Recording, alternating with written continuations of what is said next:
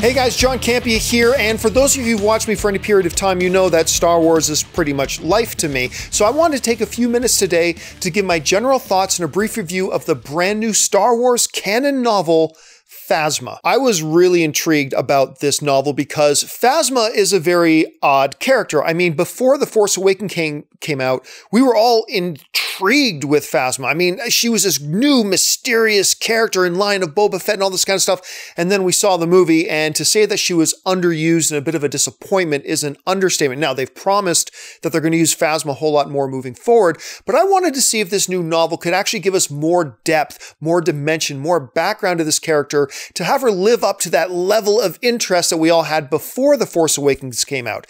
And I can honestly say, absolutely, this book does accomplish that. I don't want to go into too much detail about the book because I want a lot of it to remain a surprise for you. But basically, Phasma is an origin story, where Phasma came from, how she got plugged into the First Order. And the book actually gives us some really neat insight into the First Order, how it operates, how it runs on a pragmatic day-to-day basis. How does this organization actually work? And the book gives us a lot of insight into that. One example of that is the book introduces us to a brand new character, a character who is the equal and opposite of Phasma, another Stormtrooper captain named Cardinal. Now, Cardinal and Phasma, according to the book, are the only two Stormtroopers that are allowed to have their own unique names. They also have their own unique Stormtrooper armor. Of course, Phasma has her chrome armor. Cardinal, going along with the name, has pure red armor, and they both wear their captain's capes.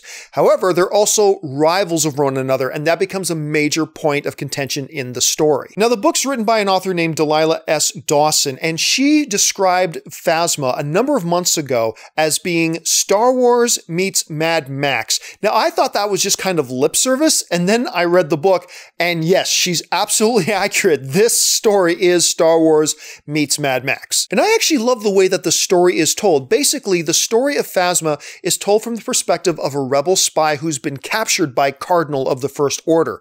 Cardinal wants dirt on Phasma, and this rebel spy, or sorry, resistance spy, has just come back from a big fact-finding mission, finding out everything there is to know, all the dirt, all the nitty-gritty about Phasma. So basically, the story is told in two different periods of time. It's told now, as she's relaying the information to Cardinal, and it's told 10 years ago on Phasma's homeworld as she relays what happened to Phasma back then and how she got into the First Order in the first place. The underlining driving story of Phasma happens on Phasma's homeworld, where a bunch of years ago, after something horribly went wrong on her world that nobody knows about, her world is basically a backwards dystopian world, when just a few hundred years ago, it used to be just as technologically advanced as anybody, but now everybody living on this world lives in nomadic tribes, the entire environment is poisonous, every day is a struggle to survive. Now, within that context, a ship crashes on their world, and the ship belongs to none other than Brendol Hux, General of the First Order and father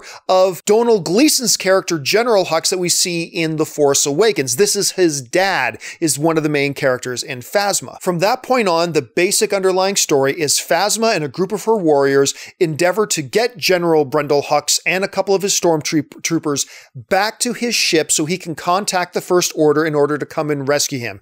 It's a long, arduous journey with many twists and turns and adventures galore, and that's basically the gist of the story. And I gotta tell you, I for one was a big fan of the way they told the story, like from the perspective of Cardinal and the Resistance spy, telling the story, jumping back and forth from the Star Destroyer back to 10 years ago on Phasma's whole world, back again, little bit by little bit, revealing the mysteries until ultimately there's some big reveals, of course, in any story. There's some big reveals near the end that gives you some big aha moments. And I gotta tell you, if one of the main purposes of this book was to get us more attached and more intrigued and really like this character Phasma more, like, hate, whatever, then this book absolutely does it. I'm now fascinated to see and hoping so much more that we get to see more Phasma in The Last Jedi and in Star Wars Episode 9, because now you've got me attached to her, and they did a great job of that. Now, I wouldn't say Phasma is in the upper echelon of the Star Wars new canon novels. Like, for instance, versus Lords of the Sith is still by far, I think, my favorite one. Tarkin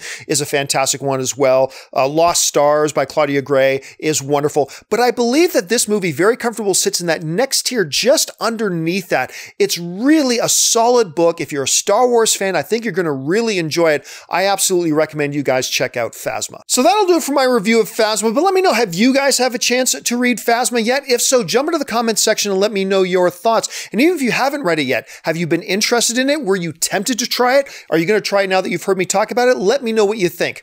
Listen, guys, while you're here, why don't you take a second, click on that subscribe button, become a subscriber to my YouTube channel. Make sure you're following me on social media, on Facebook and on Twitter, simply at John Campea. That'll do it for me for now, guys. Thanks a lot for joining me, and until the next video, bye-bye.